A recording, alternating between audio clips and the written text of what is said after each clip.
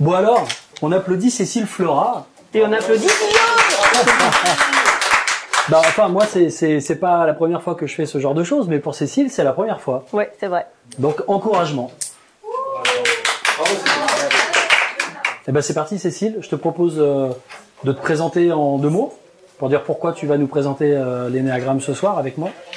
Eh ben on est sur le Tech de Paris et du coup ce soir on propose une soirée à thème sur l'énéagramme avec Guillaume. Donc je suis Cécile Fleurat, je suis coach et j'accompagne les gens sur la connaissance de soi. Donc je suis très contente d'être avec vous tous et aussi avec les gens en ligne que j'invite à mettre des petits commentaires, des petits likes, des petits pouces. Et je vais passer le micro à Guillaume. Merci, moi c'est Guillaume Andreu, donc je suis formateur, accompagnant en coaching, formateur en PNL et j'utilise également la connaissance de soi. Donc pendant un certain temps, je me suis intéressé à l'énéagramme. C'est plus forcément le domaine dans lequel j'évolue en ce moment puisque je suis très connecté à la réalisation de soi. Mais j'ai noté ça là-haut justement pour dire que c'est important de travailler d'abord sur la connaissance de soi avant de vouloir travailler sur la réalisation de soi. Et l'énéagramme est un outil qui est vraiment excellent pour ça, pour plusieurs raisons. Parce que c'est un outil qui est lié à de la dynamique de personnalité ou de construction de la personnalité, de fonctionnement de la personnalité. Donc, ce qui est important, c'est de se dire que on n'est pas sur quelque chose qui va mettre les gens dans des cases avec des étiquettes en disant toi tu es ça, toi tu es ça, toi tu es ça. On va partir plutôt du principe que tout ce qu'on va vous présenter ce soir sont des dynamiques de fonctionnement que vous possédez à plus ou moins grande échelle. Et donc, vous allez pouvoir comprendre dans certaines situations pourquoi vous avez tendance à avoir peur de telle chose ou à avoir tel type de comportement pour compenser ou peut-être à être un petit peu avec des comportements compulsifs, c'est-à-dire éviter de certaines choses. Pourquoi vous avez tel type de besoin, donc on va détailler tout ça. Donc la clé connaissance de soi et possibilité d'évolution. Pourquoi ? Parce que justement, on n'est pas dans une analyse psychologique qui dit vous êtes comme ça et vous ne sortirez jamais de ça. Ça n'existe pas. D'accord ? Mais ça c'est important de le dire parce qu'il y a beaucoup de gens qui pensent qu'on ne peut pas changer. Alors oui, effectivement, chasser le naturel, il revient au galop, c'est-à-dire qu'on a un naturel, on a quelque chose en nous qu'on peut pas forcément travestir, changer, on a beau se mettre des masques de personnalité, on a beau essayer de changer quelque chose en nous qui restera ce qu'on est vraiment au fond. Mais le but du jeu de l'énéagramme, c'est justement de se défaire de ces fameux masques et d'aller... Le micro. Sur ta veste. Ah oui, je peux le mettre comme ça. Sinon, je pense que les gens vont pas nous entendre. Oui, c'est d'aller... de travailler sur ces fameux masques qu'on a tendance à mettre dans telle et telle situation pour petit à petit intégrer la totalité de ces possibilités-là et avoir toutes les facettes de sa nature qui soient, on va dire, avec lesquelles on soit à l'aise, qui soient appréciées, qui soient aimées et qui soient intégrées. Donc on va voir ça un petit peu plus dans le détail. Et quand tu parles de masque, en ce moment, précise bien de quel masque tu parles, Guillaume. Oui, le masque, la persona, donc on va dire ce visage que l'on montre aux gens pour être en lien avec les gens dans le social. C'est ce qu'on appelle le moi idéal. Hein. C'est ce que j'aimerais projeter, c'est ce que j'aimerais que les autres voient de moi. D'accord ? Mais il y a ce que je suis au fond, et dans ce que je suis au fond, il y a parfois aussi des choses qui sont pas forcément clean, mais c'est important de les connaître pour pouvoir les accepter, les apprécier, les considérer et éventuellement les laisser se transformer tranquillement. Tu veux rajouter quelque chose là-dessus ? Non, t'as tout dit. Parfait. Voilà. Après, au niveau du masque, si on a 2 minutes, à la fin, s'il nous reste un peu de temps, on vous a préparé un petit sketch. On vous dira la façon de porter le masque du 1, du 2, du 3, du 4, du 5. D'accord ? Les disclaimers, bien sûr, tout ce qu'on va présenter dans l'énéagramme en 1 heure. 1 heure, ça suffirait pas, donc on va aller parfois dans des caricatures, dans des traits de personnalité un peu grossiers aussi pour que vous compreniez les dynamiques. Donc bien sûr qu'une personne, elle est bien plus que ce qu'on va décrire. Donc petit disclaimer, parce que c'est super important. Voilà, on parle de dynamique de personnalité, c'est vraiment évolutif. Et donc voilà, c'est hyper important de poser le cadre par rapport à ça. Ok. Et comme on aime bien déconner en plus, c'est possible qu'on fasse des caricatures un peu... Le déconnement personnel, très important. Hein. Le développement, c'est important, mais le déconnement aussi. Donc l'énéagramme vient du grec énéa, donc 9, et gramma ou grammos, 9 figures ou mesures, ce qui veut dire que c'est une figure en 9 points. Très bien dessiné. J'ai fait bien le... Donc c'est une sagesse ancienne, donc c'est une transmission ésotérique orale à la base. Ésotérique, ça veut dire tout ce qui se passe à l'intérieur de soi. Hein, quand on parle d'ésotérisme, c'est tout tout ce qui est à l'intérieur de soi, caché à l'intérieur de soi, et qui n'est pas forcément vu par le monde extérieur. Donc ce qui est important là-dedans, c'est que il n'y a pas forcément de notion scientifique à ça, parce que la science, elle va plutôt observer ce qui se voit à l'extérieur, alors que l'énéagramme, c'est quelque chose qui est plutôt de l'ordre du ressenti, de la perception, on va dire de l'âme, de la psyché, etc. Et l'enseignement, ensuite, est passé dans des universités et a été reprise en psychologie, en management, à partir du siècle dernier. D'accord ? Donc, on trouve les origines, c'est des origines plutôt mystérieuses, c'est ça qui est intéressant avec cet outil, c'est qu'on ne sait pas trop d'où ça vient, c'est hyper pertinent, c'est hyper intelligent, ça a traversé les âges, mais on ne sait pas exactement d'où ça vient. Mais a priori, ça viendrait de l'Antiquité, peut-être des Babyloniens, et puis ensuite on a retrouvé des traces chez les soufis, donc dans le soufisme, donc qui est la mystique de l'islam, la mystique musulmane. Donc c'est des gens qui vivent des expériences mystiques, d'accord, qui font tout un tas de travail, tout un tas de travail sur eux pour se transformer. Ensuite, il y a Georges Gurdjieff, qui était philosophe, qui a aussi touché au soufisme et qui, dans les années entre 1917 et 49, qui est né, enfin, je crois que c'est ça, c'est ces années. Bon, enfin bref, il a emmené ça en Europe. Il a emmené ça en Europe. Ok. Ensuite, il y a Dis donc, Oscar... Guillaume, tu n'as pas beaucoup de 1 là, je vois. Non, c'est pas très précis. Et ensuite, il y a Oscar Ichazo, psychologue au Chili dans les années 50, qui a remis au goût du jour cette discipline.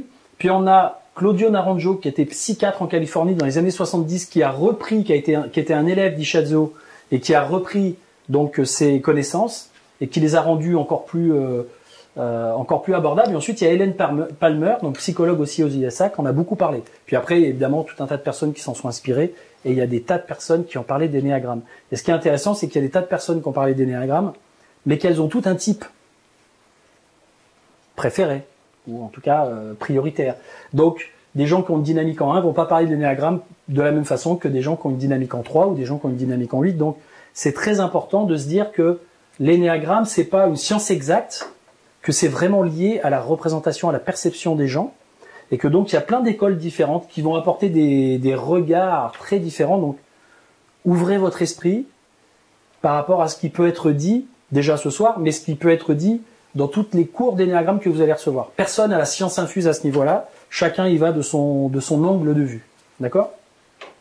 Alors, pour commencer et pour vous mettre un petit peu dans le jus, parce que ce qu'on aimerait, c'est que ce soit un peu interactif ce soir. Donc, j'ai mon assistante qui va vous poser des questions, qui va prendre des notes. Non, je plaisante.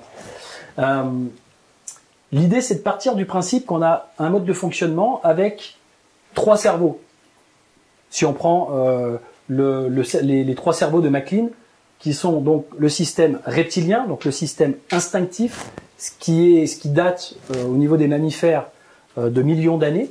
Donc toute cette façon d'être très instinctive avec le monde, d'accord, qui vient plutôt des tripes, mais plutôt dans le cerveau du ventre, d'accord.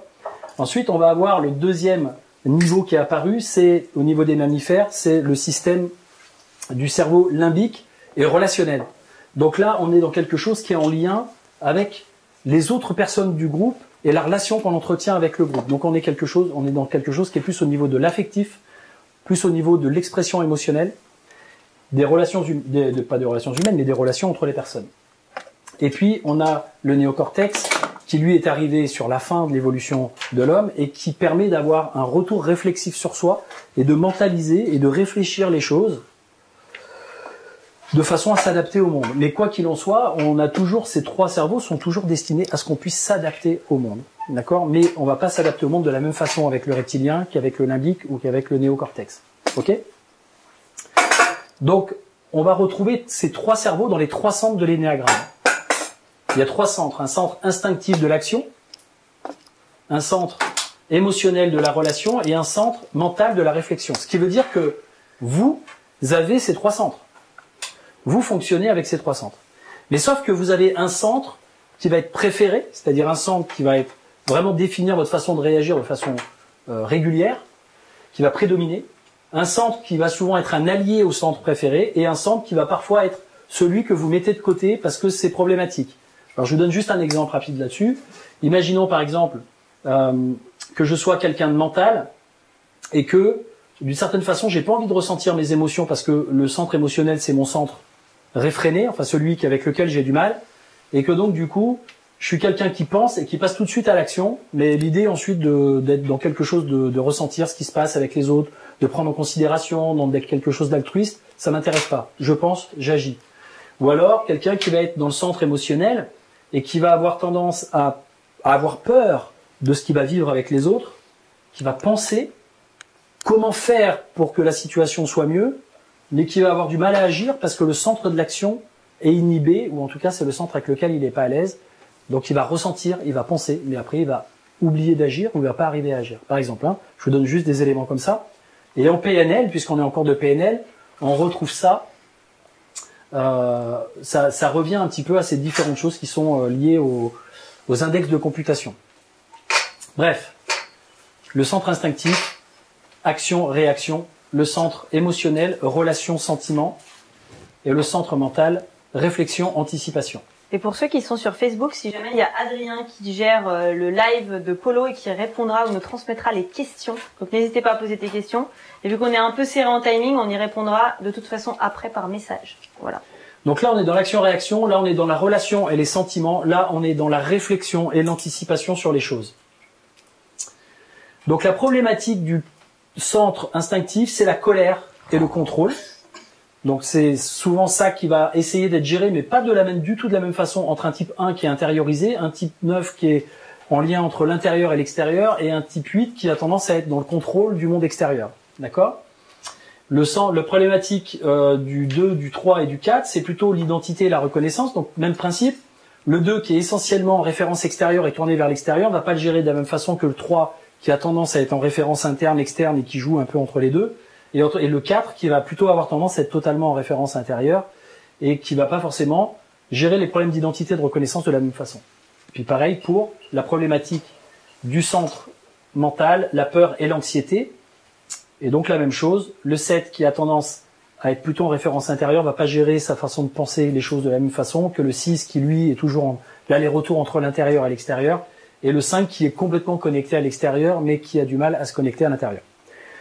Donc, je vais laisser maintenant Cécile, du coup, ça va être à vous, parce qu'on va vous faire interagir. Voilà.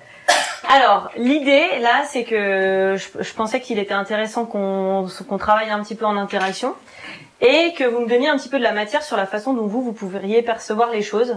Donc, par exemple, dans le centre instinctif, dans la dynamique du type 1, donc le type 1, faut imaginer que c'est quelqu'un qui a peur d'être imparfait, d'être mauvais, d'être pris en faute. Donc si vous imaginiez que vous étiez dans cette dynamique, à votre avis, quels seraient les types de comportements liés à cette dynamique de fonctionnement? Perfectionniste. Imaginez, alors voilà, d'accord, ok, tu peux le noter. Okay. Imaginons que vous ayez peur d'être parfait, ou vous connaissez quelqu'un qui a peur d'être parfait, d'être mauvais ou d'être pris en faute, d'être mauvais dans le sens de pas être quelqu'un de bien, d'être mauvais dans le sens du bien et du mal, on pourrait dire, et d'être pris en faute. Qu'est-ce que ça peut donner comme type de personne, de comportement, de façon d'agir? Tout est sous contrôle. Donc sous contrôle. Donc le contrôle. Oui. Le contrôle. Ok. Quelqu'un qui va beaucoup chercher à l'extérieur d'être approuvé ou de voir si c'est bien ce qu'elle fait. Donc une notion de bien ou mal. D'accord. Ce qui est bien ce qu'elle fait ou ce qui est bien ce qu'elle est? Est-ce que c'est bien ce qu'elle est ou bien ce qu'elle fait? Peut-être des deux, je pense. D'accord, ok. Peur du jugement des autres. La peur du jugement, ok. Ok. Jugement. Quoi d'autre? Qu'est-ce qui dit qu'il y a le besoin d'avoir un cadre. Ok. Besoin d'avoir un cadre. Ouais, ok, super. Quoi d'autre? Qu'est-ce qui vous vient à l'esprit concernant? Imaginez-vous là, quelques instants. Vous sentez, vous avez peur d'être imparfait dans une situation, vous avez peur d'être mauvais, vous avez peur d'être pris en faute, etc. Qu'est-ce que vous pouvez avoir tendance à mettre en place comme type de comportement, comme réaction pour éviter ça? La colère. Notion de colère. Ok. Ouais. Mais ça, on en parlera en détail. Alors la notion de colère, ce serait quoi quand tu parles de notion de colère? De jamais arriver à ce que ce soit parfait, ce que je fais. Donc en colère contre soi parce que c'est pas parfait. En colère contre moi-même. D'accord, ok. Le micro. Pardon. Le micro. Oui. Tiens, d'ailleurs, je vais te le donner, je vais te laisser... Non, mais tu peux parler. Hein. Ok. Bah, je crois qu'on est déjà bon là pour le. Il y a Magali qui dit que c'est une personne en général qui ressent le besoin de bien faire et de se sentir bien organisée. Ok. Donc bien organisé. Parce que c'est sa façon à lui, en gros, d'être aimé. Et ben alors Magali, elle est quand même pas mal en énéagramme. Ok. Alors en fait, c'est bien ce que tu as dit Philippe quand tu parlais de colère, c'est qu'effectivement, le type 1, quand on dit que le centre instinctif, il y a de la colère, le type 1, la colère, elle est là, dans les mâchoires, et c'est souvent quelqu'un qui va grincer des dents et qui va la garder à l'intérieur, la colère. Parce qu'effectivement, il évite de la manifester, donc il va la garder à l'intérieur. Il évite de la manifester parce que c'est pas parfait de se mettre en colère. Ça se fait pas. Et là, dans le 1, on est vraiment dans un profil de loi, il y a ce qui se fait, il y a ce qui se fait pas. Il va y avoir du il faut, du on doit, c'est quelqu'un qui va avoir un besoin de principe, d'ordre, d'éthique, de règles, et on va l'appeler généralement le perfectionnisme, c'est quelqu'un qui va être très critique envers lui-même et envers l'environnement qui est pas parfait, parce qu'on est sur quelqu'un qui est plutôt réformateur. Pour faire un parallèle avec l'analyse transactionnelle, on est vraiment dans quelqu'un qui a un driver soit parfait, et qui a compris quand il était petit qu'il serait aimé s'il était parfait. Donc il va aller dans une quête à la perfection. Donc si vous vous rappelez les petits bonhommes qu'on avait quand on était petit, Madame Beautemps, Madame Soleil, Madame Jovial, eh ben si le 1 il était un bonhomme, ça serait Monsieur comme il faut. Voilà. Ok. Donc en fait son désir profond c'est d'être intègre, d'être parfait. Il va avoir un besoin d'améliorer les choses constantes, d'être reconnu pour la qualité de ce que je fais, donc de ce qu'il fait. Donc c'est par exemple l'employé qui va être travaillomane, qui va être minutieux, qui quand on va lui proposer un apéro ou quelque chose de sympa, il va d'abord finir son travail, puis après il va passer à quelque chose de plaisant. Il va certainement pas faire l'inverse. C'est souvent des gens qui vont faire attention à la présentation, à la police, aux fautes d'orthographe, aux petits détails, voilà. Et donc le dossier va être rendu dans les temps et va être très soigneux. C'est quelqu'un de très soigneux. Donc qu'est-ce que ça peut donner ça comme comportement si jamais la personne elle devient excessive dans ce comportement? Procrastine. Procrastine? Je sais pas, je suis pas sûr. Procrastiner. Ça peut être éventuellement procrastiner si c'est pas assez parfait peut-être. Si elle se sent pas assez parfaite, elle va pas faire certaines choses. Ça peut être ça éventuellement. Si de jamais se sentir assez près. Voilà, assez près, c'est pas assez cadré, c'est pas assez organisé, c'est pas assez ci, c'est pas assez ça. Donc effectivement, peut-être que ça peut bloquer son centre de l'action, son côté instinctif. Quoi d'autre? Insatisfait, ouais. Insatisfait quand ça correspond pas à ses critères. D'accord. Qu'est-ce que ça peut donner comme comportement avec les autres?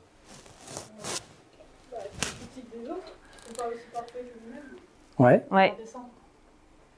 Et, pardon?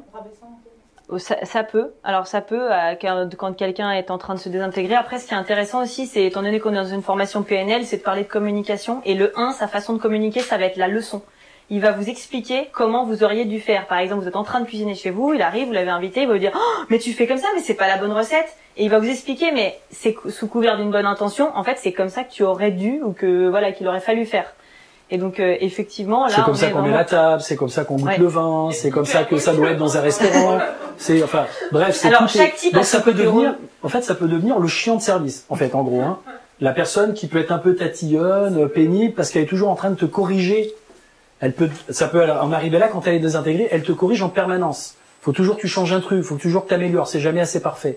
Mais elle va pas le faire en te criant dessus, mais tu vas sentir qu'elle est agacée, parce que comme elle veut pas se mettre en colère, on va sentir qu'elle boucle, elle est agacée, de dire mais ça te dérange que je fasse ça? Non, ça me dérange pas, mais c'est juste que c'est comme ça qu'il faut faire. Ils sont tout le temps dans la routine.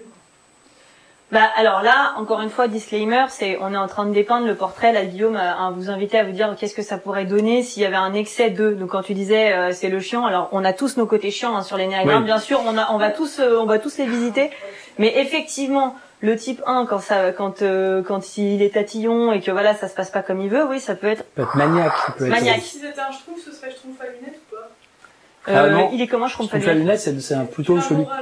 Ah, il fait la morale, schtroumpf à lunettes. Ah, je sais. C'est trop loin. J'ai pas assez de références au niveau des choses. Non, on va rester avec monsieur comme il faut, c'est très Ok, super. Donc, là, ça vous dépeint un petit peu la dynamique du 1. J'ai presque envie de dire la dynamique du 1. Imaginez pas que c'est une personne qui est comme ça et qu'elle se résume à ça. Hein. Vous êtes aussi comme ça dans certains moments et dans certains contextes. Ok? Alors, pour le 2. Alors maintenant, je vais vous demander d'imaginer ce que pourrait donner les comportements d'une personne qui aurait peur d'être mal aimée, d'être rejetée ou d'être indésirable. À quoi à quoi on pourrait reconnaître dans les comportements, quels pourraient être les comportements types d'une personne qui est dans cette dynamique. Dans cette peur. Victime. Ok. Quoi d'autre? Rendre service aux gens pour se faire aimer. Ok. Donc aidant, ou je vais rendre service ou aidant? Ouais, rendre service. Prendre service. Ok. Quoi d'autre? Rigoler aux blagues de tout le monde. Ok. Donc là, on serait dans Moi, j'ai que des types 2 qui rigolent à mes blagues. C'est vrai? Non. Ah, vous avez rigolé? Ok, donc là, comment tu pourrais me le dire en un mot? Pleaser. Pleaser. Ok. Allez, on le met en anglais, c'est bien. Pour l'anglicisme.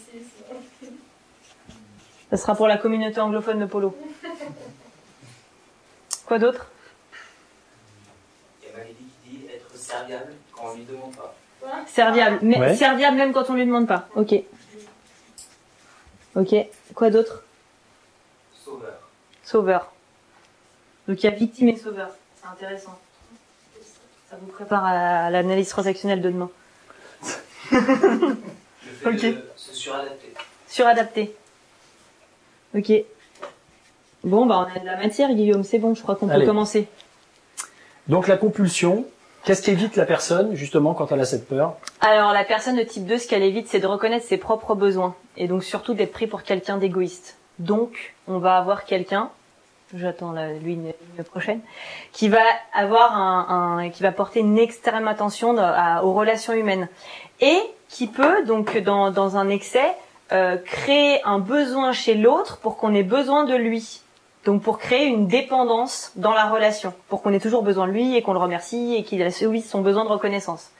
Donc ça c'est intéressant. Donc dans les petits bonhommes, ça serait Madame attachante ou la confidente. C'est quelqu'un qui communique sur le mode du conseil. Donc c'est l'ami voilà qui aime être aimé, qui aime être indispensable, être reconnu pour son souci des autres. Typiquement quand vous êtes invité chez un type 2, si vous oubliez de lui dire merci, il va s'en rappeler et il va vous le dire. Mais sauf qu'il va attendre un nombre de fois suffisant pour un jour vous dire avec tout ce que j'ai fait pour toi, tu m'as jamais dit merci. C'est super important la reconnaissance pour une dynamique de type 2. Donc comme je disais, on est vraiment sur des personnes qui, dans leur manière de communiquer, vont être dans le conseil. On est vraiment sur le confident, sur quelqu'un qui est d'une extrême empathie, qui est altruiste et qui, par conséquent, va négliger ses propres besoins. Donc c'est des gens qu'on va retrouver en accompagnement et qui disent j'en ai marre de m'occuper des autres, j'aimerais maintenant m'occuper un petit peu de moi. Parce qu'on est sur un fonctionnement où ils vont aider les autres, donc l'attention est portée à l'extérieur. Donc voilà pour le type 2. Et donc poussé à l'extrême, qu'est-ce que ça donne? Bah, en fait, l'idée, c'est que ça peut être une personne altruiste si elle est intégrée. Pourquoi? Parce qu'elle va donner gratuitement, elle va donner parce qu'elle aime donner. Mais le type 2, la problématique du 2, c'est quand il est désintégré, c'est-à-dire quand il est sous stress, quand il est pas bien, etc., va avoir tendance à le faire en se disant c'est la seule façon, en faisant plaisir à l'autre, que je vais pouvoir avoir la reconnaissance dont j'ai besoin. Parce que souvenez-vous qu'il est dans le centre de la reconnaissance et de l'identité. C'est-à-dire j'existe et je suis reconnu que si je fais plaisir et si j'apporte quelque chose aux autres. Mais au bout d'un moment, si la personne ne donne pas de retour, de feedback, de reconnaissance, de remerciement, etc., bah du coup, elle se sent en manque de quelque chose, puisque si elle te fait plaisir, c'est pas juste pour te faire plaisir, c'est aussi pour que tu lui dises merci beaucoup, heureusement que tu es là, etc., etc. D'accord? Donc on est sur des gens qui peuvent beaucoup être là pour vous, vous proposer toujours de vous aider sur plein de choses, etc. Et puis qui au bout d'un moment, quand vous allez vous habituer, bah, vous allez finir par vous habituer à ça, pas forcément rendre l'appareil à la personne, et elle peut vous en vouloir de pas lui rendre l'appareil. Bien résumé. Est-ce que vous avez des questions sur le type 2? Quelque chose à rajouter? Il paraît que ça peut même, enfin, je me rappelle la dernière fois, elle avait dit que ça peut devenir des terroristes émotionnels, entre guillemets. C'est de passive-agressivité. Bah, j'ai fait ça pour toi et tu me le rends pas. Oui, oui, oui. Bah, c'est une espèce de chantage affectif, en mode je te fais la gueule parce que... Et bah oui, en plus c'est très, alors c'est pas, on pourra pas dire pervers, mais c'est très paradoxal, c'est qu'une personne qui vous rend service et qui attend de vous quelque chose, alors que vous avez pas demandé qu'elle vous rende service, mais que vous sentez qu'elle est en demande que vous lui rendiez ce qu'elle vous a donné, bah vous vous sentez mal parce que vous vous sentez coupable, parce que vous vous dites, bah elle est gentille en fait. Ouais. Et moi, du coup, je suis méchant parce que je suis pas en train de lui rendre le service ou de lui rendre le service qu'elle m'a rendu en premier. Et elle est en train de me le faire sentir en me faisant la gueule ou en faisant des petites réflexions, etc. Donc effectivement, ça peut être un peu comme tu dis, du passif-agressif. Je suis juste des petits pics ou des choses comme ça. Jusqu'à ce qu'il se désintègre et que la colère d'un d'eux fasse très très peur. Parce que surtout, il va vous sortir tout le carnet de timbres de ce qu'il a accumulé. Ouais. Parce que vu qu'il est sympa, il va pas le dire tout de suite. Et là, attention à la colère. Voilà, et il va le faire en mode 8 parce qu'on n'a pas vu, on n'en parlera pas ce soir, mais il va aller se désintégrer dans la désintégration du 8, dans les mauvais côtés du 8 qui va être, je t'envoie tout je t'envoie tout. Et je te dis ce que je pense de toi. T'avais une question, Philippe? Oui, je voulais savoir, du coup, dans cette situation précise que tu as dit, comment on peut rattraper le coup ou en tout cas faire en sorte que ce soit plus harmonieux en fait avec la personne dans la situation que tu as donnée. Alors, rappelle-moi la situation. La situation, donc, c'est que le 2 commence à te critiquer ou sent en tout cas que tu n'as pas rendu un peu ce qu'elle attend alors que toi, tu n'as rien demandé. Qu'est-ce que tu attends? De quoi as-tu besoin? Alors le problème du 2, c'est qu'il va te dire « Ah mais moi j'ai besoin de rien ouais. ». En fait, j'ai surtout besoin de ne pas te dire que j'ai besoin et j'aimerais que tu devines et que tu fasses de la lecture de pensée comme quoi, vu que je t'ai rendu ce service, ce serait logique que normalement. Ouais. D'accord? Et je vais pas faire de blague féministe. Je m'arrête là. Non, je plaisante. Voilà. Il y a toujours un moment de creux, et c'est maintenant. Alors, ensuite, donc on va passer, on est toujours dans le centre émotionnel. Donc, pour la dynamique du type 3, à votre avis, qu'est-ce que ça pourrait donner en termes de comportement quelqu'un qui aurait peur d'être déprécié et d'échouer? Quelqu'un pour qui la peur, ça serait l'échec. Et je sais qu'il y en a parmi vous dans la dynamique 3. Ne vous cachez pas. Si on dit, quelqu'un disait que les 3, je crois que c'est toi, ils font pour avoir. Ouais, donc on est dans le faire pour avoir. Ouais. Ok. Faire pour avoir, quoi d'autre? Si j'ai peur d'échouer, d'être déprécié, qu'est-ce que je peux mettre en place comme type de comportement pour éviter ça? Performance. Être ok. performant. Quoi d'autre? La recherche du succès. Ouais. Ok. La recherche Succès. du succès, ok. Ok. Quoi d'autre? Toi, tu travailles avec un type 3. Ouais. Alors J'ai des bons côtés du type 3. Ouais, les bons côtés, ça nous intéresse aussi. Donc le 3 a des bons côtés. Il est aidant. Comment dire comment il fait ça? Il va faire un peu comme le...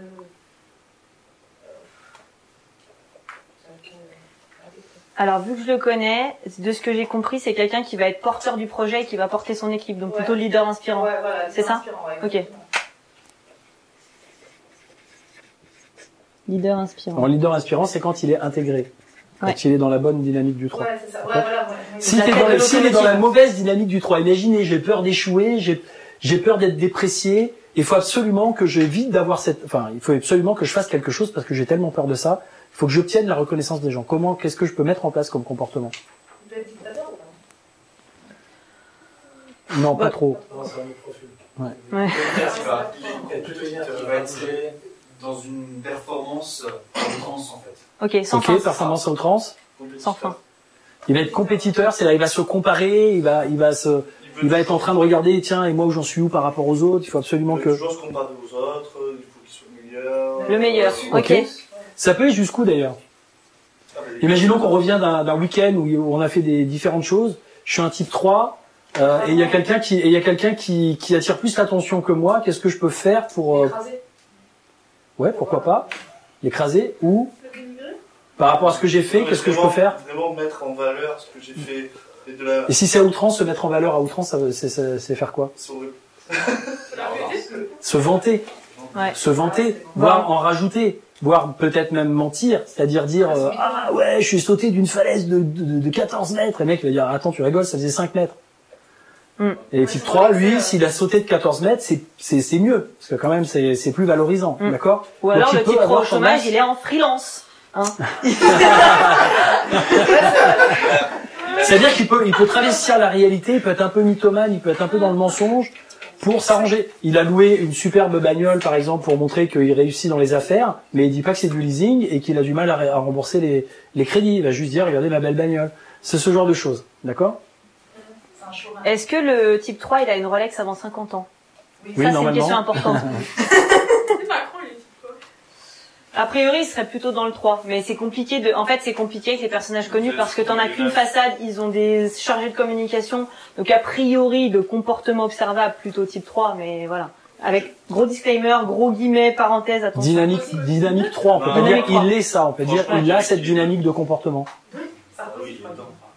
Ah, faut que je revienne dans le... Il y a plein de controverses sur ça. Alors, du coup, évidemment, quand on a la peur d'échouer, ce qu'on évite, c'est l'échec et la défaite. Donc, ce qui peut amener, quand vous jouez avec un type 3, même un jeu de cartes anodin, voilà, on en connaît tous, c'est la guerre. Et alors, s'il a perdu, oui, mais bon, à ce moment-là, forcément, je suis parti aux toilettes et vous avez triché, machin truc, donc mauvais perdant, plutôt mauvais perdant. Par contre, quand il gagne, Ouais, alors là, c'est...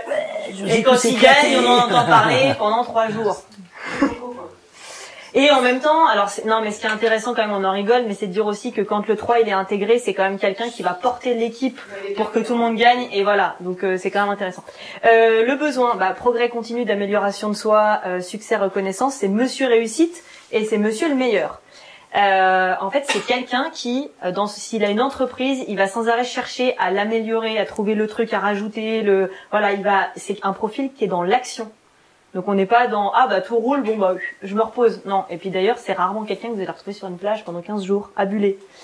Le désir de base, c'est d'être efficace, de réussir, de s'accomplir et d'être reconnu pour ses réalisations. Donc on est vraiment dans quelqu'un qui, quand il arrive en soirée, par exemple, je refais une caricature, va vous dire tout ce qu'il a fait d'extraordinaire et tout ce qu'il a dans sa vie, et donc il va généralement vous parler de son CV. Surtout, je voulais reprendre sur l'analyse transactionnelle, on est sur un profil qui a du soi parfait et du dépêche-toi. Donc on est vraiment dans le besoin d'être efficace dans le travail. Et c'est souvent des profils qu'on va retrouver en position de manager, parce qu'ils ont ce leadership naturel, voilà. Donc qu'est-ce qu'il a besoin? En fait, il a besoin qu'on reconnaisse pour ce qu'il fait de bien. Parce que il sent pas qu'il peut être reconnu pour ce qu'il est. Donc je suis pas aimé pour ce que je suis aimé pour ce que je fais bien. Donc c'est évidemment super important que je le fasse bien, voire mieux que les autres, parce que c'est comme ça que je vais attirer l'attention et que je vais être admiré par les autres. D'accord ? Et le moyen de communication du type 3, c'est le boniment publicitaire. C'est celui avec qui, quand vous parlez, vous avez sans avoir l'impression qu'il est en train de vous vendre un truc. Il vous parle de sa nouvelle bagnole, vous avez envie de l'acheter à la fin. Il vous parle alors non, pas avec la femme, mais avec quelque chose qu'il a acheté, je sais pas, il s'est mis dans un nouvel abonnement à une salle de sport, il vous le vend tellement bien qu'à la fin vous dites mais je signe où? Donc voilà, on est vraiment là-dedans pour le type 3. Vous lui dites, vous venez, vous lui parlez comme ça avec beaucoup d'intériorité, d'une peur par exemple, ou d'un traumatisme, et il va vous vendre une dissociation simple. Ok. Alors, le type 4, donc là, on est dans un profil très émotionnel dans l'énéagramme, toujours dans le centre émotionnel. Qu'est-ce que ça pourrait donner en termes de comportement? Quelqu'un qui aurait comme peur de base, donc imaginez, peur de base d'être banal, il aurait peur d'être banal et d'être incompris. Moi, je commence déjà à l'habillement. À l'habillement, ouais. C'est quelqu'un qui va s'habiller différemment, qui veut se démarquer des autres, en fait. Ok. Différence. Ok, donc se démarquer. Donc, original. Habiller différemment. Original. Dans l'habillement, après, ça va être aussi... Habit, ok. Se démarquer. Se démarquer. Voilà, avoir une certaine différence, en fait, au niveau des autres. Ouais, une différence, ok. Il va se sentir bien quand il sera différent. Quoi d'autre? C'est les artistes, les 4 ans. Alors, tous les 4 ne sont pas des artistes, tous les artistes ne sont pas des 4, mais effectivement, c'est un des mots avec lequel on le caractérise, donc je vais noter artiste. C'est pas tragico-romantique aussi. Ouais. Alors ça, c'est la façon dont on va le dénommer. Donc ça veut dire quoi? Ça veut dire qu'il va être dans des choses qui sont de l'ordre de la tragédie personnelle, c'est ça? Je vais marquer mélancolique, est-ce que ça te va? Ou mélancolique? C'est-à-dire qu'il est dans ses sentiments profonds, c'est ça que tu veux dire? Je sais pas, moi, c'est ce que j'ai vu. T'as vu tragico-romantique? D'accord. Ok, je vais noter le mot mélancolique si c'était ok. Ok. Authentique surtout dans... Ok. Quand j'avais... Oui, c'est ça. Authentique dans ce qu'il dit. Il a besoin d'être authentique. Ok, authentique. Il a besoin d'authenticité. D'accord. Donc Je vois il qu'il y a a de besoin... l'inspiration pour le type Donc, 4. En il a fait, le be- type 4, c'est le créatif et vous avez tous été très créatifs sur les mots, donc je suis contente.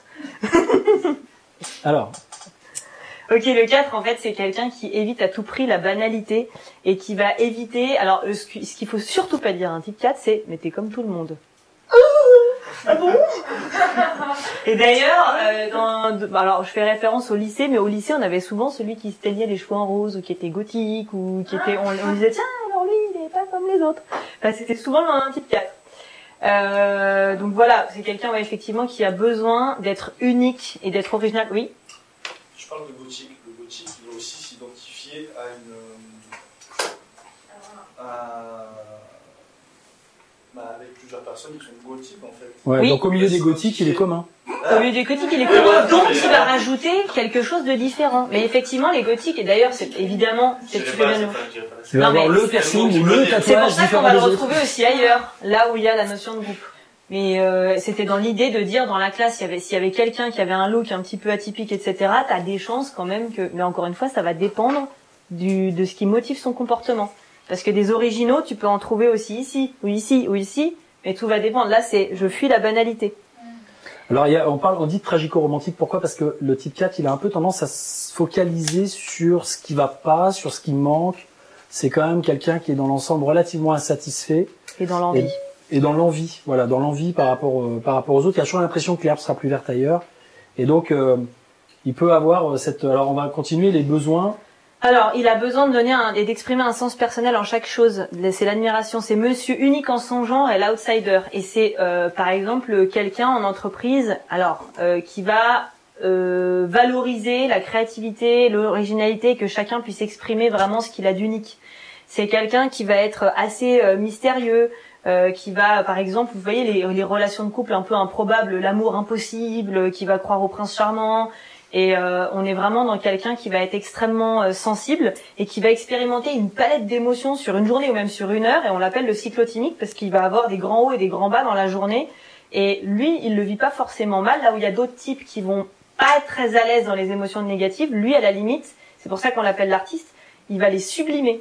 Là, on est dans par exemple, Oscar Wilde, Charles Baudelaire, etc., qui vont sublimer cette mélancolie pour en faire quelque chose de créatif. Voilà. C'est quelqu'un qui est capable de rire ou de pleurer devant The Voice Kid. Et je sais de quoi je parle. Donc là, on est dans une problématique vraiment d'identité. C'est quelqu'un qui est vraiment en référence interne et qui va se poser des questions existentielles sur le sens de la vie, pourquoi je suis là, et qui va vraiment, son désir vraiment profond, ça va être d'être lui-même et d'être reconnu pour sa différence. Donc il va voilà. parler de ses ressentis profonds, il va souvent être dans son intériorité. Ouais. Et il faut pas que ce soit comme les autres. Voilà, en gros, c'est un peu ça l'idée. Mais du coup, il est comme tous les autres cas. Et oui, c'est ça le truc. C'est que du coup, quand tu le mets avec d'autres cadres gothiques, automatiquement, il y a un problème. Non, je plaisante. C'était quoi ta question? C'était une blague? Non, mais c'est... C'était mi-sérieux, je sais pas. Mais je te répondrai parce que j'ai assisté à un panel énéagramme dans lequel il y avait, tu vois, une dizaine de 4 et oui, il y a eu cette question. En de fait, toute ma façon. question, c'est plus est-ce que le 4 va se sentir bien avec d'autres 4?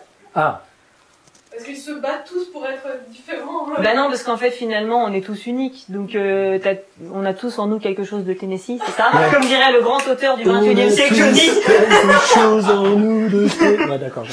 Il a mal fini, tu vois. Vas-y. Alors, ok, là, on va passer dans le centre mental. Donc, dans la dynamique de type 5, imaginez quelqu'un qui a peur du vide intellectuel et de ne pas savoir. À votre avis, est-ce que vous voyez le PowerPoint? Il n'y a que moi qui le vois pas. À votre avis, qu'est-ce que ça donnerait en termes de comportement?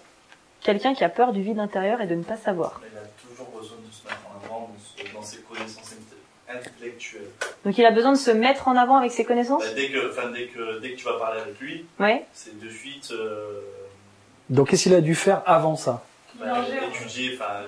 étudier des livres, regarder la télé, se renseigner. Info. Il a toujours besoin d'avoir une certaine connaissance accrue de Connaissance. Ok. C'est le timide, introverti qui fait question pour un champion. C'est ça? Et à chaque fois que tu as un truc, il a une réponse. La capitale de tel pays, clac. Ok, Mais le reste du quoi temps, il d'autre? parle pas. C'est un observateur. Observateur. Ok. Magali vous dit que vous êtes épuisant. D'accord. Oui, mais on la connaît. Elle vous aime beaucoup. Oui, c'est sa façon de nous dire qu'elle nous aime. Oui, à ce qui paraît, c'est sa façon unique de nous dire qu'elle nous aime. Et elle dit aussi que Pour le coup. Devinez de quel type elle est. Insécurité. Elle dit quoi? Insécurité. Insécurité. Alors si Magali pouvait préciser pourquoi elle disait insécurité, ça serait pas mal. Mais je le note quand même. Ok. Alors,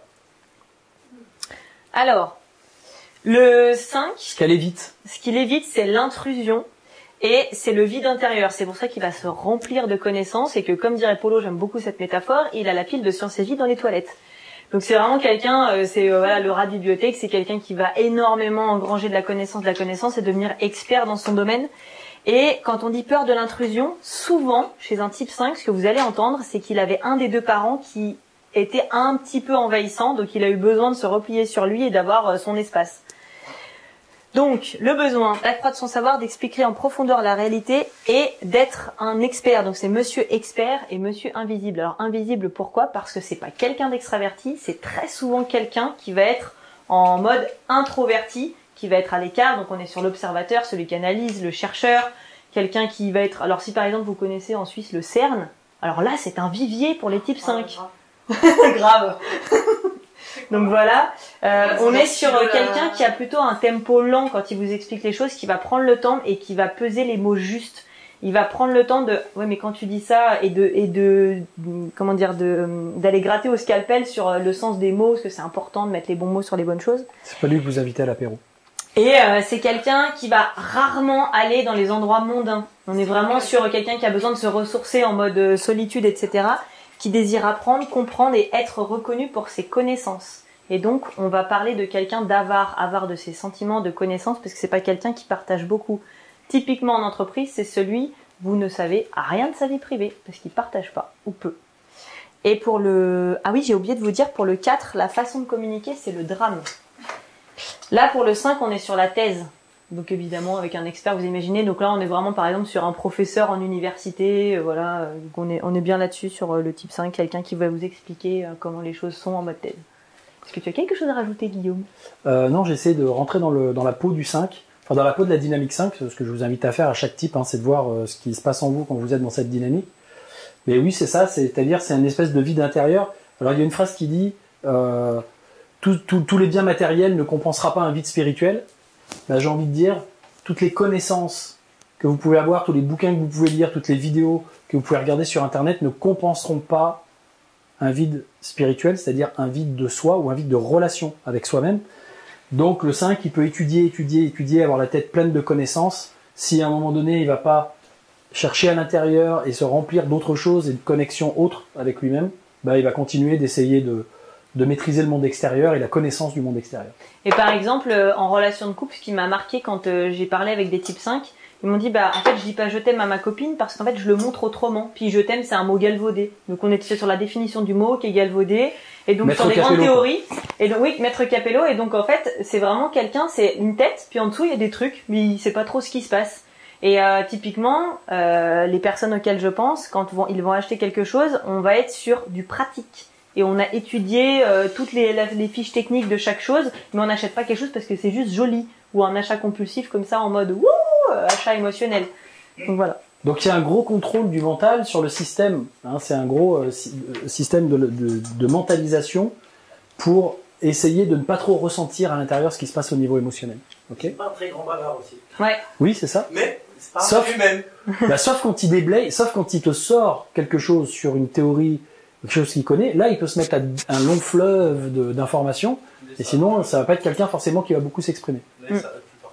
Ouais. Mais ça n'empêche qu'il est en Ouais. dialogue interne. Ouais. Et ça, c'est la petite particularité que moi j'ai rencontrée avec des 5, c'est que tu peux lui poser une question, techniquement il va pas te répondre, mais il va te regarder et il va rentrer dans son dialogue interne. Et tu le sens bien. Et lui, pour lui, c'est logique. Et puis à la fin, il va te sortir un mot, un bout de truc du. T'as vu Non, je l'ai pas vu parce que tu m'as pas parlé en fait. Et donc tu le peux, il faut pour l'inviter à parler, c'est pas évident pour le 5. Et il est souvent en dialogue interne. Je le dis parce que très souvent, quand on accompagne des gens ou autres, et qu'il y en a des 5, des fois ils rentrent dans leur silence intérieur et c'est pas évident. Et il croit qu'on a suivi, quoi qu'on a fait de la lecture pensée, qu'on a suivi son raisonnement. Et parfois en couple, c'est compliqué parce que lui il dit pas les choses et il pense que ça va de soi qu'elle ait compris sa réflexion. En fait, sa réflexion elle n'est pas du tout. Moi je connaissais un chef d'entreprise comme ça qui avait des employés et en fait ses employés lui posaient des questions Mais lui, il ne répondait pas en fait. Mais il pensait qu'ils avaient compris, qu'il avait répondu. Mais il était dans son dialogue interne. C'est la petite particularité pour le 5. Merci. Le mode sourdine. Bah, c'est un minimaliste en fait le 5. Typiquement la décroche. On n'a pas appuyé, tu sais, sur le petit ennemi. Non mais c'est le partisan de voilà de dire que ce qui est utile. Donc on fait pas de blabla, voilà, c'est pas celui à la pause déjeuner qui va s'étaler sur Ah, une question. Est-ce que justement Guillaume peut se rapprocher de Cécile parce qu'il y a problème de son apparemment de Ah, d'accord. Ok. Ok. Alors attends. Alors attends parce qu'on n'est pas du bon côté. Donc je vais me mettre comme ça. Est-ce que comme ça va? Comme ça c'est bon au niveau du son. Puis là on voit parce qu'il faut qu'on voit un petit peu aussi ce qu'il y a derrière. Bon, heureusement, il y a un système sur YouTube maintenant pour les vidéos de type 5. C'est-à-dire le gars se met devant la caméra, il ne parle pas évidemment parce qu'il est dans son dialogue interne. Mais heureusement, il y a les sous-titres. Alors le 6. Ok, le 6. C'est un type assez compliqué dans l'énéagramme parce que il a deux polarités, mais on va quand même essayer de vous l'expliquer de manière assez exhaustive. Alors, le 6. Imaginez que vous soyez dans une dynamique où vous avez peur d'être seul, sans soutien et rejeté du groupe. À votre avis, ça donnerait quoi en termes de comportement? Je vous répète, quelqu'un qui aurait peur de la solitude, d'être sans soutien et rejeté du groupe. Toujours quelqu'un, il va vouloir toujours être en compagnie de quelqu'un. Donc toujours appeler quelqu'un. Être en compagnie. En compagnie. Ok. Comment il peut faire pour être en compagnie? Réunir justement les gens. Réunir, fédérer. Réunir. Ok. Ok. Fédérer. Pas fédérer. Oui, fédérer, c'est autre chose, c'est ne pas Créer confondre. des liens dans le groupe. Créer des liens. Peut-être le contraire du 4, il va essayer de ressembler à d'autres personnes. Organiser des... Ok, donc plutôt matcher l'identité du groupe. Ok. C'est quelqu'un qui va toujours dire oui. Oui, d'accord, c'est quelqu'un qui dit ça sur YouTube. Ok. On peut la nommer. Il manque de connaissances sur lui-même. Ouais, je vais... Ok, manque de connaissances sur lui-même. Ça, c'est Magali qui dit. Manque de connaissances sur... En fait, il n'y a que Magali en ligne. Non, Non, vous êtes Manque de connaissances sur lui-même. Est-ce qu'elle peut dire pourquoi elle a dit ça? Ça m'intéresse. Oui, c'est Fatih Zara. Ok. Ok, vous avez autre chose concernant ce que ça peut amener comme comportement? C'est quelqu'un qui Dynamique est de dépendant. Dépendant? Dépendant. Ok. Ok. Christine qui dit ça. Ok. Il Allez. cherche la reconnaissance de tout le monde. Alors, tiens, je te laisse regarder. Ok. Alors en fait, le 6, ce qu'il évite, c'est la déviance et la trahison. Donc il va essayer de, effectivement, ce que tu disais, matcher au groupe, parce que ce qu'il évite, c'est d'être déviant. Et là, ce qui est intéressant, c'est juste si vous vous rappelez un petit peu la dynamique du 1 et du 2, le 6, ça serait un peu un mix entre le côté structure, voilà, éviter de faire des erreurs du 1, et le côté fait plaisir du 2. On est sur un mix comme ça pour vous aider à comprendre un peu le 6. Alors, on est sur quelqu'un qui a un besoin d'appartenance au groupe, qui a besoin de donner et recevoir du soutien collectif, de sécurité. C'est le monsieur équipier vaillant. Donc on va retrouver par exemple dans les professions type policier, pompier, quelqu'un qui va servir le groupe. Il a un besoin d'appartenir à un groupe et de s'intégrer et d'être reconnu pour sa loyauté et sa droiture. Alors par contre, ce qu'il faut savoir pour le type 6, il y en a qu'on appelle phobiques et d'autres contre-phobiques. Il y a ceux qui sont enfants adaptés et d'autres qui sont plutôt rebelles pour reprendre l'analyse transactionnelle. Et, vu qu'on parle de communication, le 6, sa manière de communiquer, ça va être le contrat d'assurance. Il va vous dire typiquement, la confiance n'exclut pas le contrôle. C'est quelqu'un qui va être le champion, par exemple, pour la lecture de pensée, et se dire, il m'a pas dit bonjour, c'est bizarre, il doit me faire la tête. Et qui va imaginer des scénarios un peu comme ça, qui sont pas forcément arrivés, et se faire des lectures de pensée, des projections.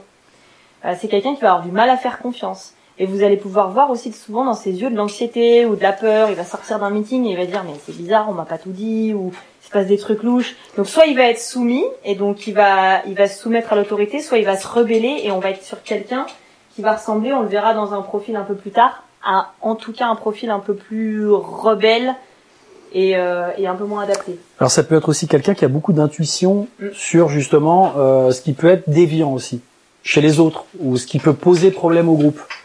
Donc c'est pour ça qu'on va l'appeler le vigile ou celui qui va être dans la sécurité parce qu'il va voilà, parce qu'il a une sorte de radar à emmerde, ouais. À embrouille. Celui qui va regarder, qui va se retrouver devant le discours du président et qui va dire ça cache quelque chose là, il y a un truc bizarre. Et on en a Envoyons-nous besoin- des messages. Non, mais on en a Envoyons-nous des besoin- messages sur les réseaux sociaux pour essayer de savoir. Non, mais c'est un peu ça. Et on en a besoin de gens comme ça parce qu'en entreprise, typiquement, quand vous travaillez en mode projet, c'est celui qui va vous parler de tous les écueils possibles. Donc il y a des profils que ça va agacer, ils vont nous dire ah mais arrête, comme si ça allait vriller. Mais en fait c'est super important parce que lui, il a vraiment le radar.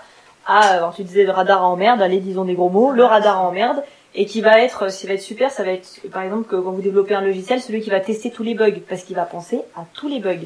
Et en plus on est dans le centre mental, donc ça sera. Et bien, donc, si vous voulez partir en vacances avec lui ou en groupe, bah c'est la bonne personne pour tout organiser. D'ailleurs, vous avez même pas besoin de lui demander, il va le dire. C'est-à-dire, vous voulez qu'on parte? Ok. Par contre, on prend 2 voitures. Parce que si on en prend qu'une, nanana. Et qui se Puis il faut bien qu'on pense à prendre ça. Parce que si on fait pas de pause et qu'on n'a pas de quoi manger, alors du coup, il y a ceux qui vont partir acheter des sandwichs et ceux qui vont partir. Alors donc, et en fait, ça va être celui qui va être sans cesse en train de tout vouloir, on pourrait dire, régenter, organiser, etc. pour que le groupe fonctionne bien et qu'il ne soit pas exclu du groupe. Et quand il fait ça, il est bien ou ça le fatigue? Alors ça peut le fatiguer parce que comme il est tout le temps en train de voir ce qui pourrait ne pas aller pour essayer de le compenser, ça pourrait mal le faire. Mais s'il est intégré, alors en mode intégré, je pense que c'est quelqu'un qui est, qui fédère en fait des groupes, qui les structure bien, qui dirige bien son truc, mais sans forcément être dans le stress en permanence. T'as des exemples? Vous avez des exemples de 6?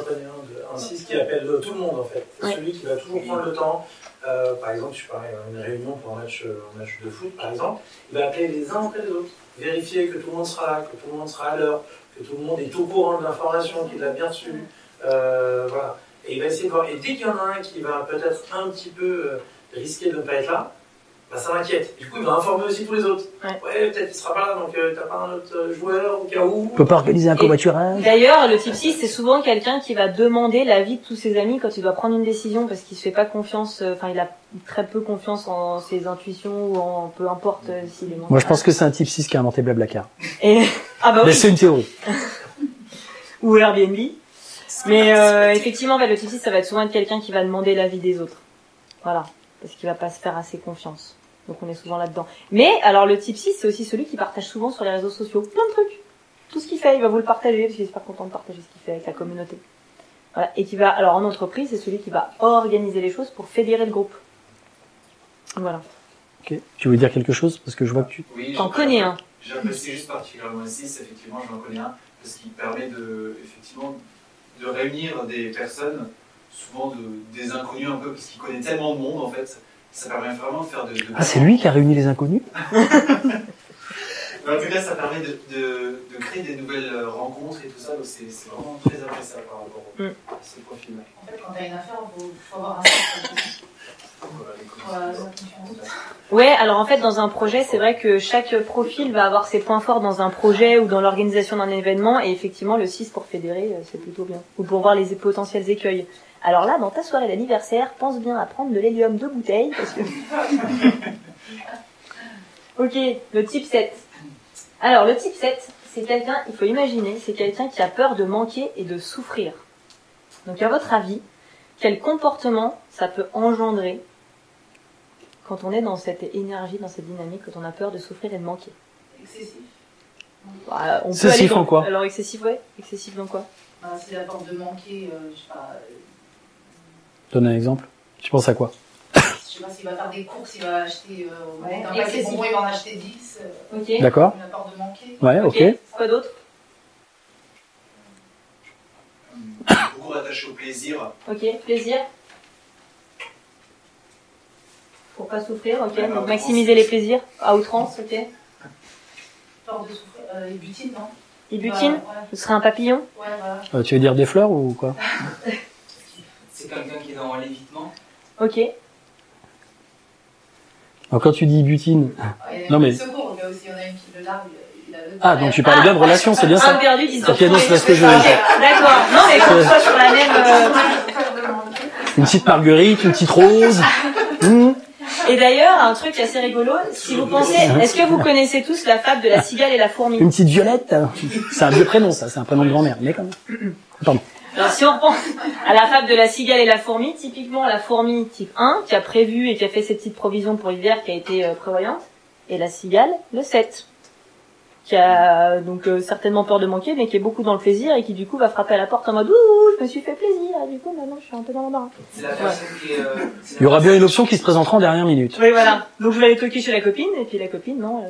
C'est la personne qui est sur plusieurs projets en même temps. Oui. Ok. Optionnel. C'est ça. Allez, on l'appelle optionnel. Difficulté avec les choix et de renoncer aussi. Faire des choix, c'est renoncer. Ouais. Ok. Donc Tu je veux vas tout. prendre les deux options. Genre il va être à la soirée de l'énéagramme et à la soirée d'après, hein, il va. C'est ça. Une option possible.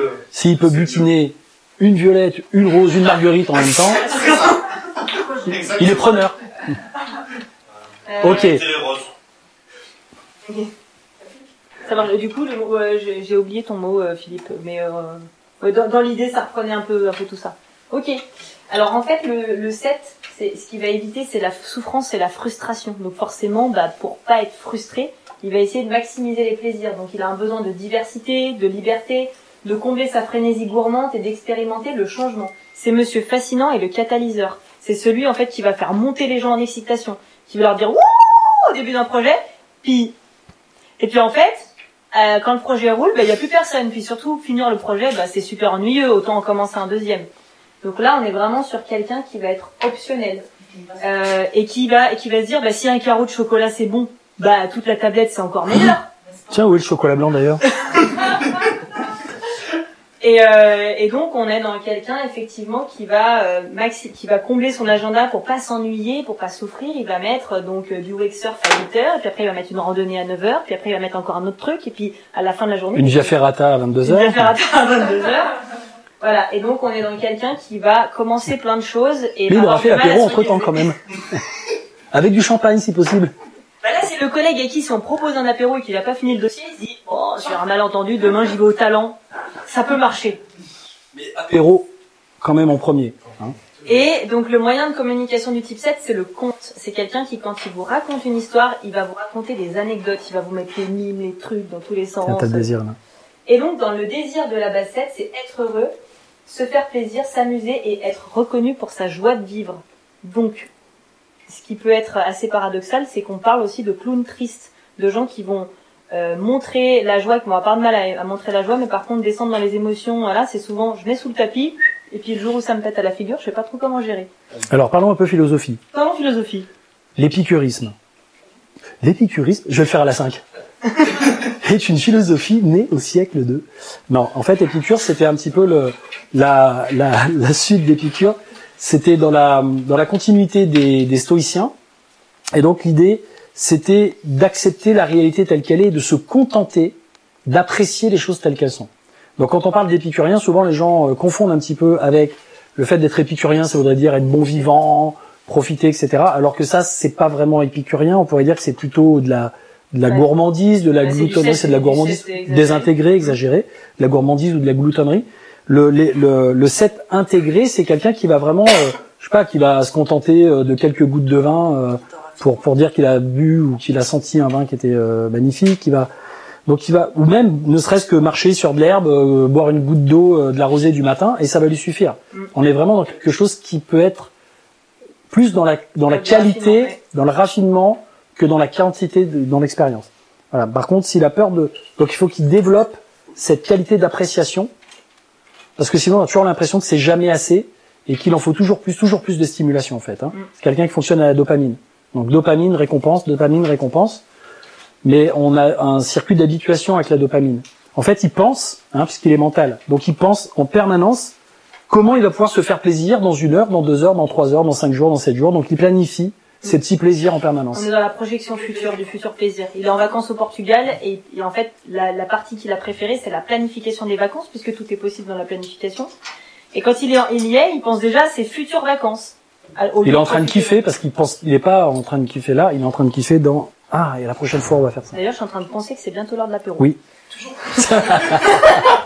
Je suis plus avec vous là déjà. Alors, ok, allez, on termine. Le type 8. La dynamique du type 8. Alors, à votre avis, à quoi ressemblent les comportements de quelqu'un pour qui la peur c'est d'être faible et contrôlé par les autres?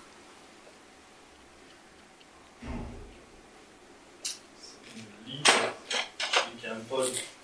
Il impose. Un leader imposant, ok. Ouais, très imposant et je supporte pas tout ce qui est lié, faut pas être contre lui, quoi. D'accord. Ok, donc plutôt binaire avec ou contre lui. Donc Ok. avec moi, ça va. Donc je vais contre moi et tu peux. Ok, donc il va éviter les personnes qui pourraient être contre lui parce que ça Non, il pourrait. l'évite pas. Ah. Lui, il l'évite pas, enfin... Bah, s'il dit tu dégages, tu l'évites.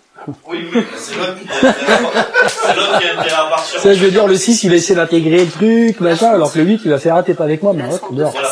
Ok. Et, voilà, enfin, ce sont le genre de personnes qu'il faut pas... Ok, quoi d'autre? interdire. On en a peut-être dans la salle qui aimerait témoigner. Je sais pas.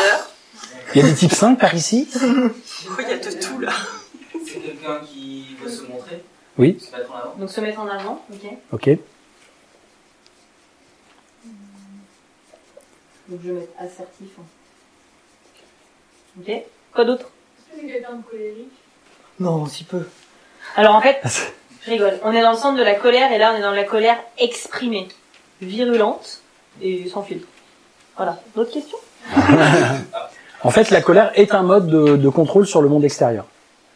Je me rends compte que quand je me mets en colère, j'obtiens des choses que je veux. Si les personnes sont pas contentes, elles sont pas avec moi, elles se barrent, et celles qui veulent suivre et se soumettre à ma colère, elles se soumettent et elles restent. Donc ça peut être un mode de management, par exemple. Il y a beaucoup de gens qui fonctionnent comme ça. Ou un mode parental.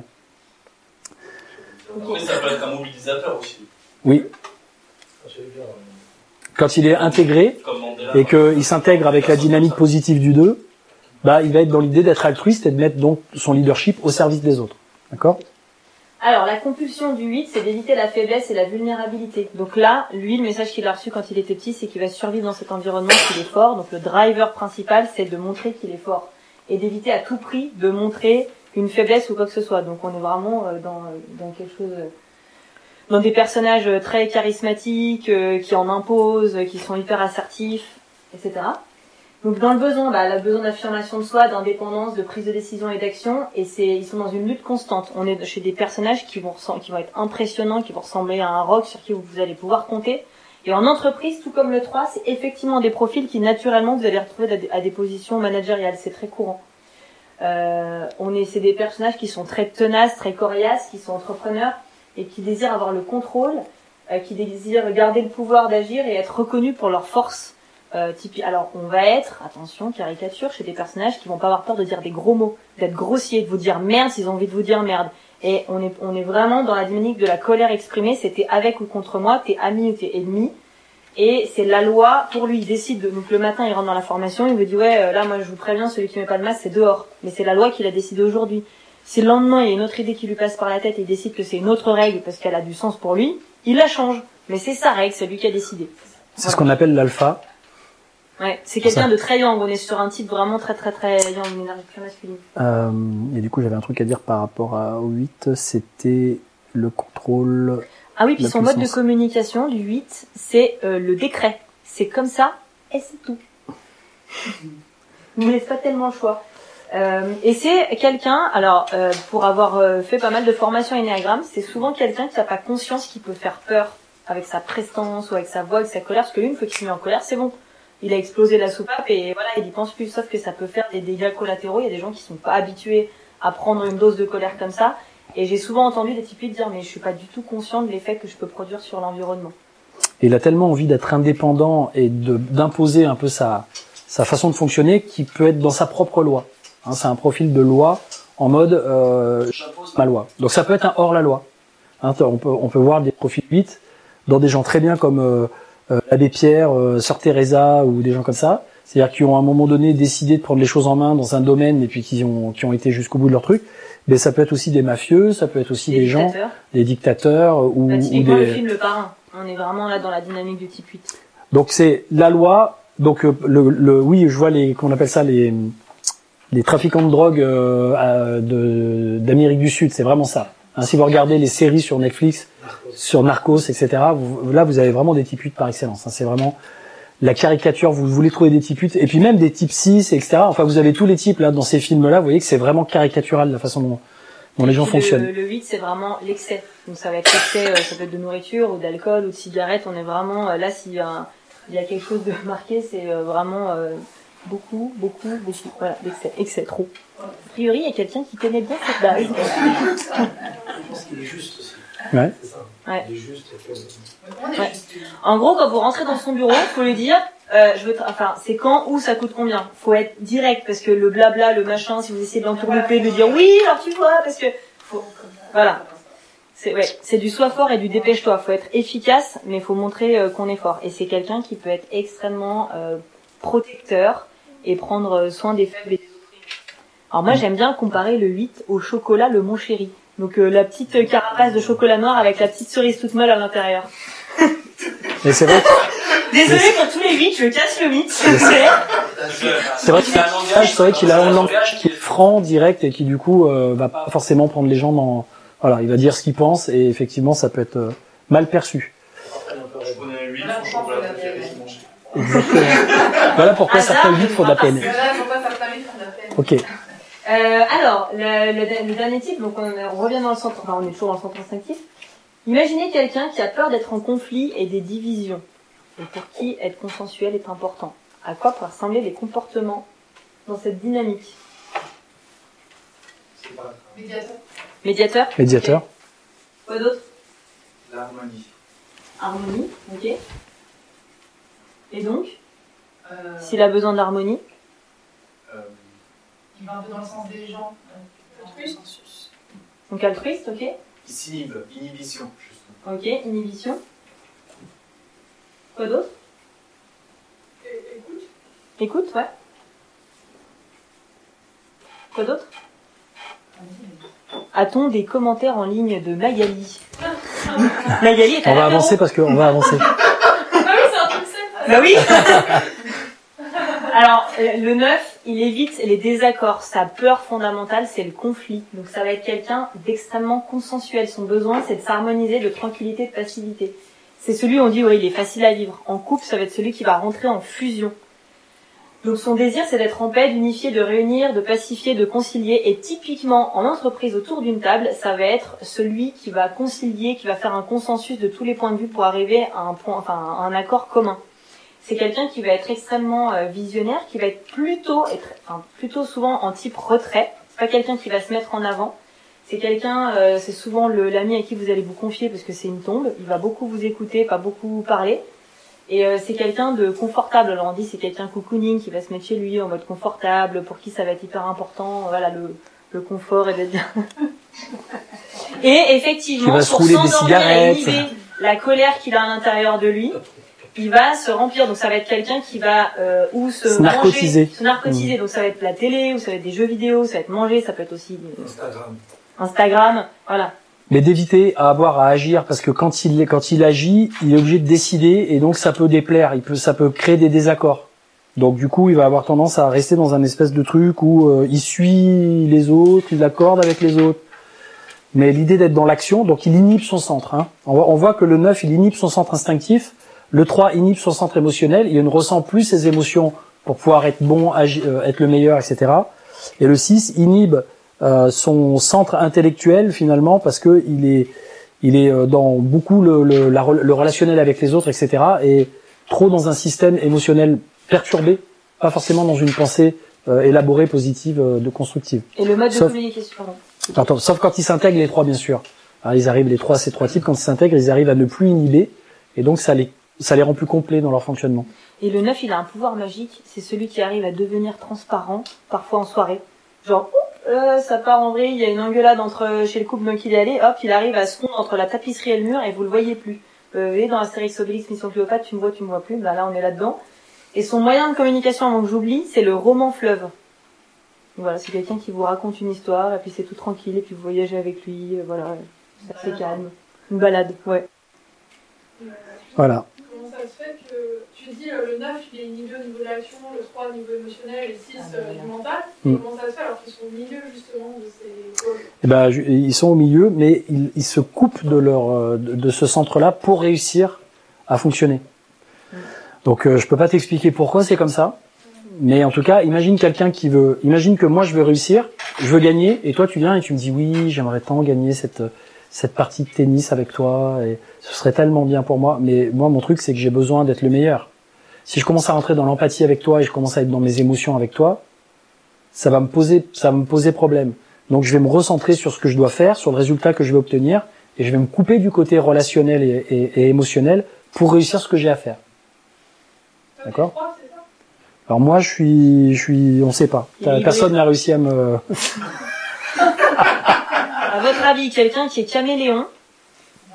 Je pense que je dois tourner par là. Voilà.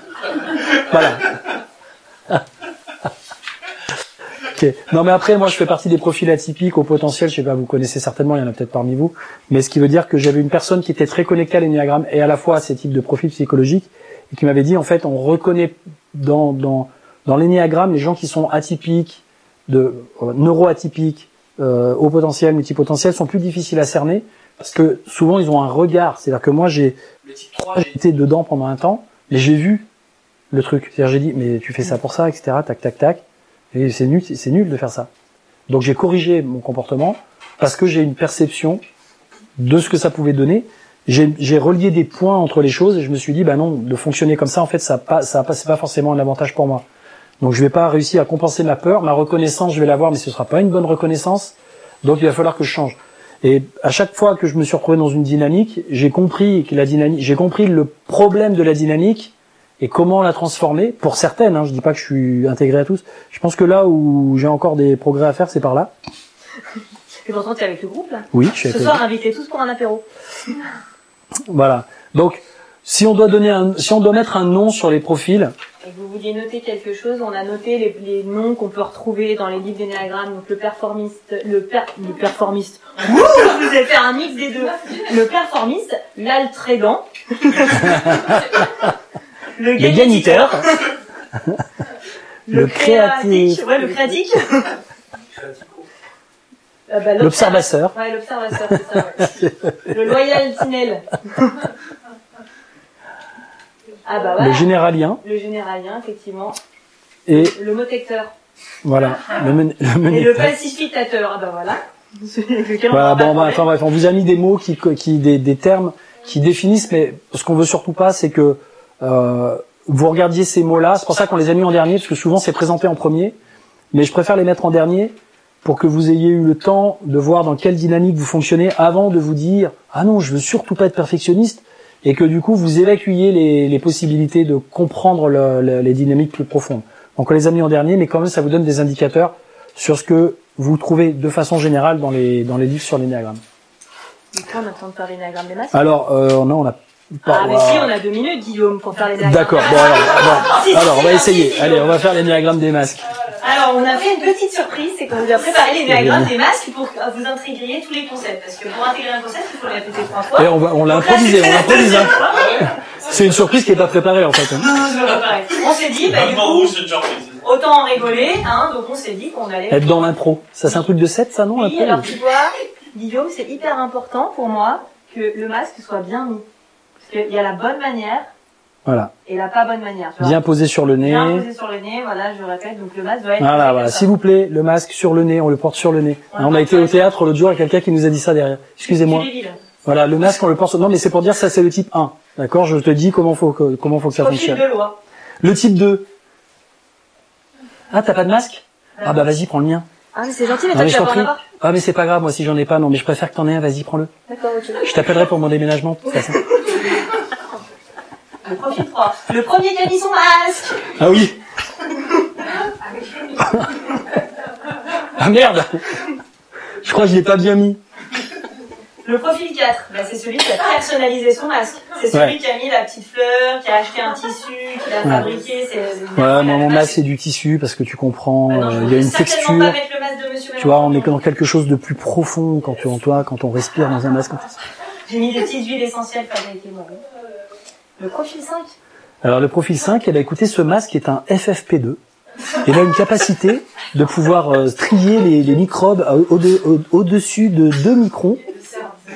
Par contre, voilà, c'est un peu ça. Le type 6, il est venu en formation, il a pris le masque pour voilà. tout le monde. Alors, mec, alors voilà, il y en a qui n'ont pas de masque? Bah, c'est bon, j'ai pris les masques pour tout le monde. Le type 7, bah, j'ai mis un masque, on m'a pas dit où le mettre, donc en fait, j'ai mis que ça. Ah, c'est génial, on peut se déguiser. Le 8. Bon, je vous préviens, moi j'ai décidé de mettre un masque. Ouais, alors qui m'aime me suivre. C'est dehors, ok, ça dégage. Bon, qui m'aime me suivre et ceux qui veulent pas, hop, on dégage. Et 2 heures après, il me dit, de toute façon, c'est de la merde, ce truc, ça me fait chier. Et le 9, c'est... Bon, alors, il y en a qui sont d'accord avec le masque, il y en a qui sont pas d'accord avec le masque. Bon, alors, qu'est-ce qu'on fait? On le porte? Alors, je sais pas, on pourrait peut-être le porter... Peut-être comme ça, si on fait comme ça, par exemple, la moitié, tout le monde est content, ça va? Ça vous va? Voilà.